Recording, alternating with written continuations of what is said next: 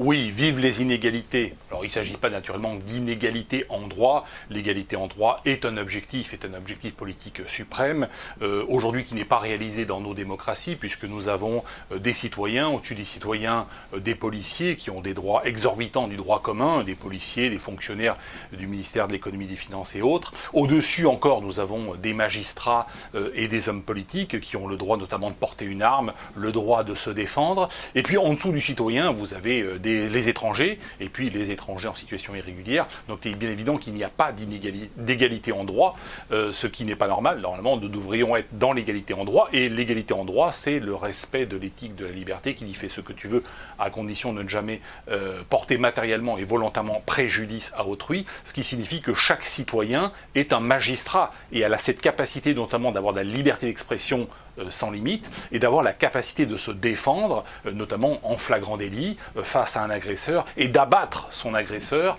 ce qui est le b.a.-ba, naturellement, de l'égalité en droit. Donc l'égalité en droit, elle n'est pas réalisée, et c'est un objectif politique. Là, je parle aujourd'hui des inégalités économiques. Donc vive les inégalités économiques.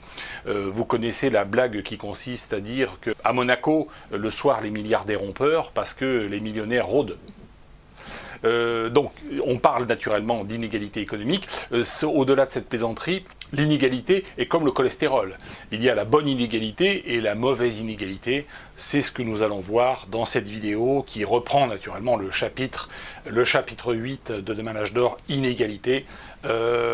Inégalité, vive les inégalités, c'est parti.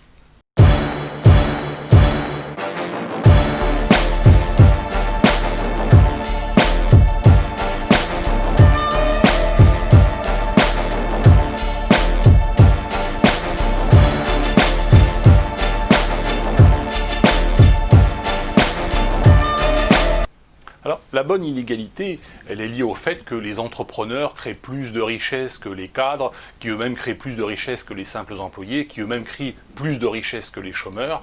Donc il est bien évident que les revenus des employeurs, des entrepreneurs, lorsqu'ils réussissent, augmentent plus vite que ceux des cadres, les revenus des cadres augmentent plus vite que ceux des employés, et les revenus des employés augmentent plus vite que ceux des chômeurs. C'est ce qu'on appelle la bonne inégalité.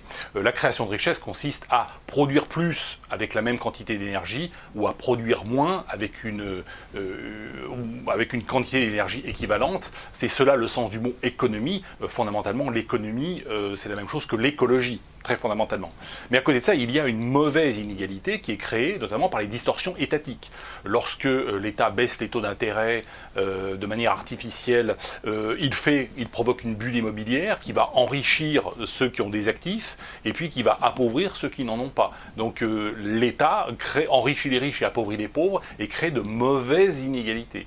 Donc la parasitocratie, effectivement, est auteur de très mauvaises inégalités et qu'elle essaie de compenser par de la taxation et de la redistribution, de la même manière que l'État, après avoir créé des millions de chômeurs par une réglementation absurde sur le Code du travail, essaie de réparer les dégâts qu'elle a causés grâce au pôle emploi ou grâce à des systèmes d'allocation chômage. Donc l'État est fondamentalement, les parasitocrates étatiques sont des pompiers pyromanes ou des pyromanes pompiers qui créent beaucoup de mauvaises inégalités. Donc l'égalité ou l'inégalité, c'est comme le cholestérol, il y en a de la bonne et de la mauvaise. Maintenant, il faut comprendre quelle est l'origine de ce phénomène et remonter à l'origine notamment du soutien politique qui est apporté par le peuple auprès des responsables politiques, notamment à gauche et à l'extrême gauche, auprès des socialistes et socialisants. Comment se fait-il que des millions de gens soutiennent effectivement cette parasitocratie, soutiennent ce système de redistribution qui, d'un point de vue rationnel, est absurde? Il faut comprendre que l'humanité est apparue il y a entre 6 et 7 millions d'années. Notre espèce s'est séparée de nos cousins des paninés, les ancêtres des chimpanzés, et l'homme est devenu un prédateur en Afrique, avec une capacité extraordinaire qui est celle de courir, d'être l'animal le plus rapide sur 30 km encore aujourd'hui. Aucun animal n'est plus rapide à partir de 30-40 km de course, parce que nous sommes des bipèdes et que nous dépensons moins d'énergie que les quadrupèdes pour nous déplacer, parce que nous n'avons quasiment pas de pilosité, parce que nous avons une importante sudation, et le fait de transpirer permet de refroidir l'organisme lors d'une course sous le soleil, ce que les animaux quadrupèdes, les proies ne peuvent faire, parce que courir par 40 degrés à l'ombre en Afrique, là où il n'y a pas d'ombre, eh bien, c'est se mettre à l'abri aussi des grands fauves, qui ne peuvent se mouvoir sous le soleil, parce que sinon leur organisme monterait en température et ils ne pourraient pas survivre à une course prolongée sous le soleil. Nous avons hérité de nos ancêtres lointains africains de certaines capacités comme une vue quasi parfaite. On voit dans pratiquement toutes les longueurs d'onde. Nous sommes des animaux exclusivement diurnes, qui vivons la nuit, qui vivons le jour. La nuit, c'est le domaine de la peur et c'est un domaine dans lequel nous ne sommes pas à l'aise. Nous sommes également nous n'avons pas de salive bactéricide, nous sommes incapables de manger des charognes, nous ne sommes capables de manger que de la viande fraîche, contrairement à la plupart des mammifères et des prédateurs. Contrairement à la plupart des mammifères aussi, nous n'avons quasiment pas d'odorat. L'odorat sert là aussi à repérer des charognes, mais comme nos ancêtres ne mangeaient pas de charognes, eh bien effectivement nous n'avons pas d'odorat. Et puis nous avons également des fibres musculaires lentes, qui nous donnent moins de force, par exemple qu'un chimpanzé ou qu'un gorille, à 40% de force en moins, mais qui permettent des efforts prolongés. C'est ce qui permet la course aussi sur de très longues distances. Et puis nous avons également un pied extrêmement complexe avec un tendon d'Achille qui permet de transformer une partie de l'énergie mécanique en énergie cinétique et donc qui nous permet de courir bien plus longtemps. Donc c'est ce qui fait que l'homme est l'animal terrestre le plus rapide.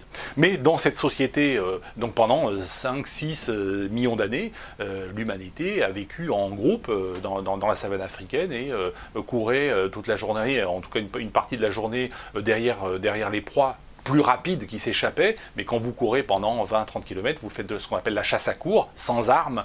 La chasse à courre consiste à poursuivre un animal pendant des heures sous le soleil, jusqu'à ce que cet animal, quadrupède en général, fasse une crise cardiaque et meure d'une crise cardiaque, et ensuite vous pouvez le manger très facilement. Donc voilà d'où vient l'humanité. Et cette humanité-là, qui était organisée en groupe de 20, 30, peut-être 40 individus, eh bien, elle partageait tout de manière égalitaire. Quand vous êtes dans une société de chasseurs-cueilleurs, si je suis le meilleur chasseur de la tribu, je ne vais pas manger à moi tout seul une antilope ou un caribou, et donc on va le partager en part égale entre les membres de la tribu.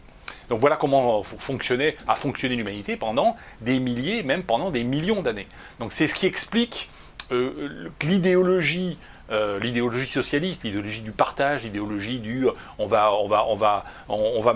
tout mettre autour de la table et on va partager la galette. Cette idéologie-là, elle a perduré. Le problème, c'est que lorsqu'on est entré dans l'économie capitaliste, avec l'âge d'argent, donc c'est ce que j'explique dans mon essai de Demain âge d'or, eh bien, on est rentré dans des mécanismes beaucoup plus complexes, où, lorsqu'il s'agit effectivement de fabriquer des smartphones, de fabriquer des avions, de fabriquer des voitures, eh bien, on ne peut plus fonctionner comme ont fonctionné les chasseurs-cueilleurs. On a besoin d'épargne, on a besoin de capitaux, et ces capitaux doivent être utilisés de manière très très rationnelle, et une entreprise ne peut pas fonctionner comme fonctionne une famille, comme fonctionne un groupe d'amis. Nous sommes encore, et c'est important, à l'échelle familiale et à l'échelle amicale des communistes, et finalement nous avons été des communistes pendant des millions d'années, puisque la société de chasseurs-cueilleurs, c'est une société socialiste, c'est une société communiste parfaite. Mais c'est vrai que dès lors que nous entrons dans une ère industrielle et que nous bénéficions de produits manufacturés et que nous bénéficions du confort moderne, eh bien nous ne pouvons plus fonctionner sur l'ensemble de la société, sur l'ensemble de l'économie, de manière communiste ou de manière socialiste. C'est encore valable au niveau familial, mais ce n'est pas valable au niveau, naturellement, de l'entreprise. Mais il y a une partie de nous, une partie de notre cerveau qui nous dit il ne faut pas qu'il y ait d'inégalité, il faut tout partager en part égale, et c'est ce qu'on continue de faire à l'échelle familiale. Mais c'est ce qu'il ne faut pas faire à l'échelle politique, et c'est l'erreur des communistes, et c'est la grande erreur des socialistes. Mais tout cela explique pourquoi le communisme, pourquoi le socialisme, et pourquoi cette idéologie a encore beaucoup de soutien, un soutien populaire très très profond. parce que ça vient de notre nature anthropologique. Le travail que je fais au sein de Manage d'Or, et puis bien sûr au niveau de ces vidéos, c'est un travail à la fois de compréhension de l'économie, mais aussi de la nature anthropologique, c'est-à-dire des fonctionnements profonds de l'homme. Il y a une part de l'homme qui est une part d'acquis, qui est culturelle, on peut changer de langue, on peut changer de religion, on peut changer d'idées politiques ou économiques, mais il y a des choses que l'on ne peut pas changer, parce qu'elles sont profondément ancrées en nous. Le fonctionnement des enfants diffère du fonctionnement des adultes, le fonctionnement des hommes diffère du fonctionnement des femmes, et c'est bien comme ça nous sommes complémentaires, mais le fonctionnement aussi d'une race à l'autre n'est pas le même, et il ne s'agit pas de dire que l'un est meilleur que l'autre, ce qui serait tombé dans le racisme, mais c'est dire simplement, c'est tenir compte de cette réalité anthropologique. Tenir compte de la réalité économique, c'est une chose, et je fais beaucoup de vidéos sur l'économie. Tenir compte de la réalité anthropologique, c'est aussi très très important. De la même manière qu'il faut traiter de questions fondamentalement philosophiques et aussi historiques pour savoir d'où est-ce qu'on vient et où est-ce qu'on va. C'est tout le sens de mon travail. C'est un travail qui est très complet et qui est un peu complexe parce que nous vivons dans un monde nécessairement complexe. Je sais que beaucoup d'entre vous le comprennent, certains d'entre vous ne le comprennent pas et se disent « mais alors pourquoi tu parles d'histoire? Moi je pensais que c'était une chaîne uniquement sur l'économie, pourquoi tu parles d'économie? Je pensais que tu ne faisais que de la philosophie. » Non, il faut être présent dans toutes les dimensions, dans tous les domaines. C'est le sens de mon combat, c'est le sens de ces vidéos et de l'essai de Manage d'Or, qui est un enseignement et qui est une relation un petit peu socratique, un petit peu, je travaille un petit peu comme fonctionnaient finalement les philosophes de l'Antiquité, qui à mon avis c'est la bonne méthode. On prend le temps de réfléchir, et on réfléchit dans toutes les dimensions, dans tous les domaines, et on ne se contente pas d'être un hyper spécialiste des mathématiques, ou un hyper spécialiste de la science physique, ou un hyper spécialiste de la biologie. Ce monde a besoin, à mon avis, fondamentalement, de généralistes. Il n'y a pas assez de commandants Aubenas, à mon avis, sur Terre et en France. C'est dommage qu'on ne soit pas suffisamment nombreux pour explorer effectivement toutes les dimensions de notre monde complexe. Voilà, donc vous allez retrouver sur Amazon, bien sûr, cet épisode 8 de Manage d'Or sur les inégalités. Alors j'ai appelé cette vidéo « Vive les inégalités », mais c'est sur les inégalités qui est commercialisé avec l'épisode féminisme. Donc vous aurez féminisme et inégalité dans un seul et même bouquin, regroupé en broché, donc en version papier, et puis également, bien sûr, en version Kindle. Voilà, merci à toutes et à tous, et je vous dis à bientôt.